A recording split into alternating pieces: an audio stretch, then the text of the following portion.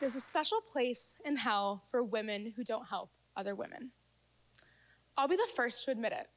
I haven't always been supportive of my fellow women. Unfortunately, this is also no surprise because our society is surrounded by the mean girl narrative. And this stereotype is ingrained into the relationships and socialization of women from a young age. Now, think about what happens when that behavior enters the workplace. Women-on-women sabotage remains a pressing issue in the workplace and a true barrier towards achieving gender equality. It's easy to think that the simple fix for this is simply hiring and promoting more women. But studies are showing that women aren't supporting other women when given the chance, and that women are less likely to help, encourage, and uplift each other than men. And we need to understand why. Understanding why begins with diving into the fact that women's social relationships are inherently complex. We have to ask ourselves the question, what makes women sometimes not support other women? And the answer to this comes far before the workplace, at the crossroads of behavioral psychology and key socialization. Think back to the queen bee in middle school, or petty fights over boyfriends and sleepovers in high school.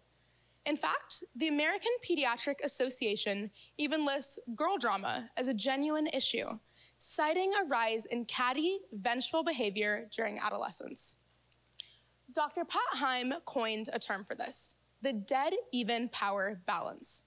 In order for a good relationship to exist between two women, they must not view the other as a threat, socially, professionally, or in any other facet of their lives.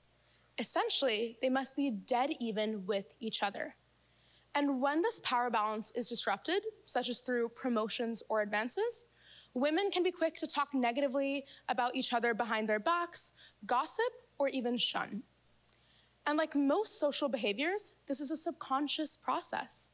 But in the hierarchical structure present in most traditional workplaces, this cultivates a culture in which women are competing in an eye-for-eye manner to not be seen as less than another woman. In order to better fit in with their male colleagues, women play into the competitive culture of the workplace.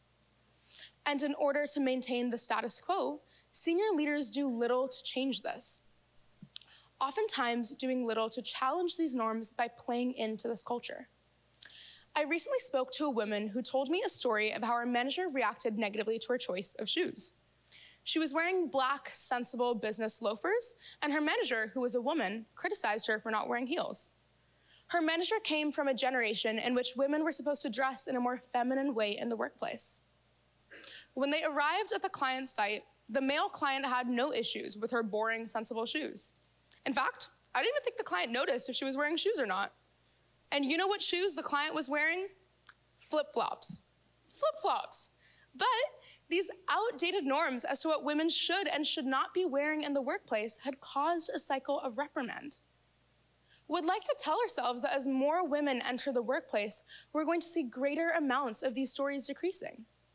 But at the same time, while this manager likely believed that she was simply preventing her employee from making a mistake, she was perpetuating false narratives as to what women should and should not do, continuing cycles of gender discrimination in the workplace. Of course, it's easy to think that the best solution for this is just to equip female managers with more mentorship, more networks, and more resources that are going to allow female women to exceed and encourage them to create nurturing and open communities. But in 2008, Catalyst did a survey of over 4,000 working men and women. The women reported significantly lower levels of career satisfaction, earning $4,600 on less than their male counterparts, and were more likely to receive lower level positions than the men who came before them. This continued to be the case when we accounted for things like employment history, industry, goals, and whether or not they have kids. Yet among that same group, more women than men reported having mentors. Naturally, this raised the question, if women are being mentored at a higher rate, why were men advancing faster? The Harvard Business Review found that male mentors were more likely to equip their juniors with the tools and resources needed for them to achieve in their promotions. While women spoke positively as to how a mentor had helped them understand who they are, how they like to operate, and what they needed to change in order to succeed, these mentors provided them with little tangible action towards promotions. In contrast, men spoke about how from even their first mentorship meeting, they were given chances to plan out their career and take advantage of new opportunities before they were shared with the women. Essentially, women were being deprived of mentorship at the time when they most needed it, as they reached for those high-level positions. And it's easy for us to think that women supporting women is going to be the way forward. But ironically, this is just one of the ways in which women are disadvantaged in the workplace.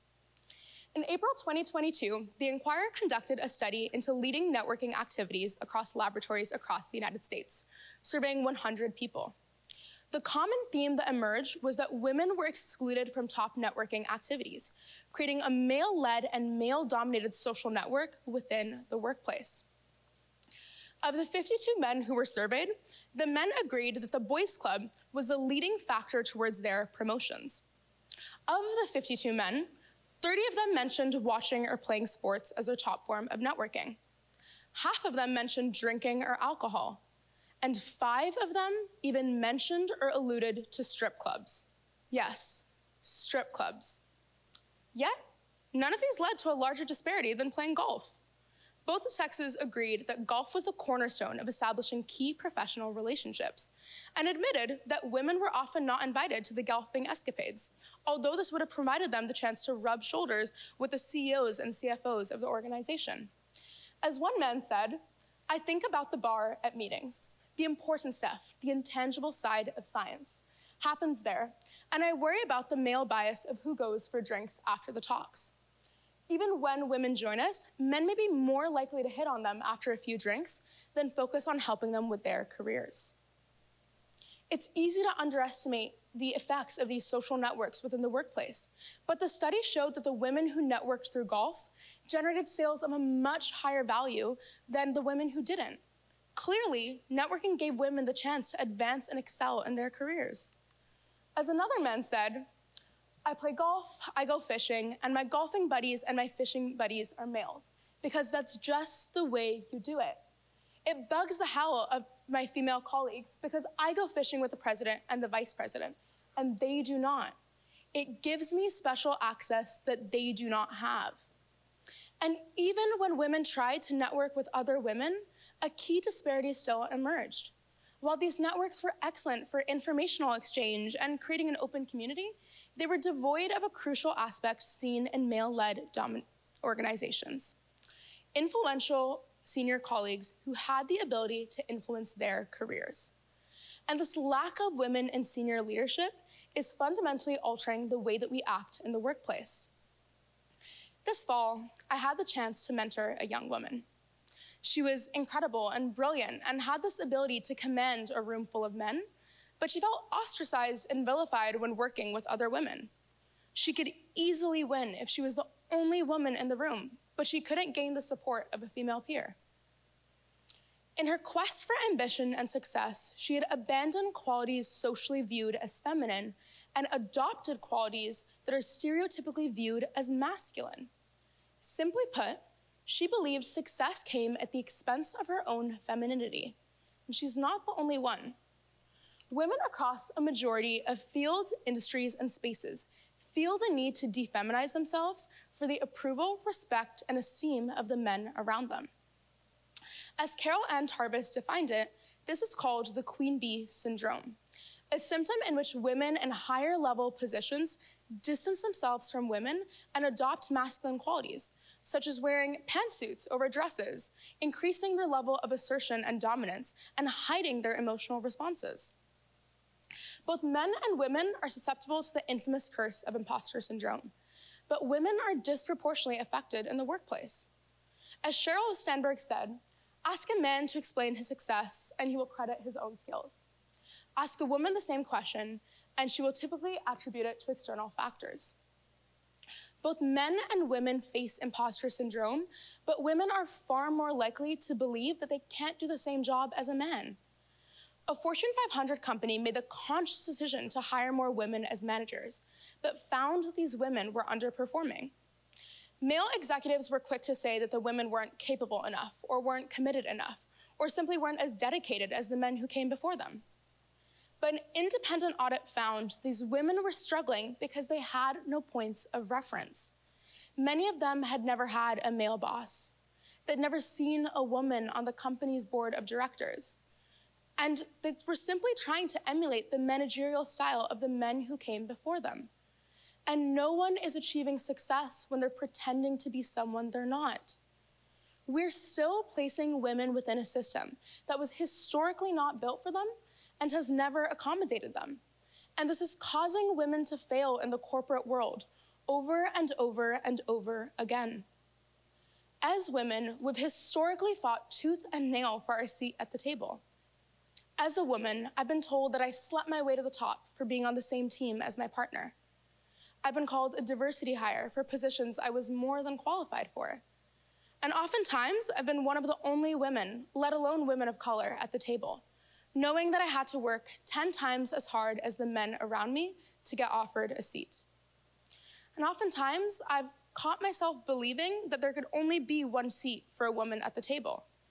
And other times, I've found myself viewing another woman as an obstacle to get to the next rank on the ladder.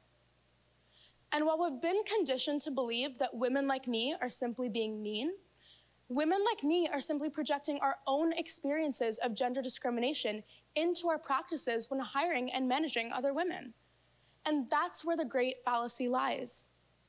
Earlier in this talk, I stated that women are less likely to help, support, and encourage each other than men. These women are not doing this intentionally. This is not a conscious process, but rather this is the product of a system that doesn't represent the flaws of women, but the flaws of society and the flaws of our own workplaces. And it does not have to be this way. Dismantling the system will be a lifelong process for me, and it starts with being here today. It starts with recognizing these social behaviors intertwined into our relationships with other women and acknowledging that our fellow women are not the enemy.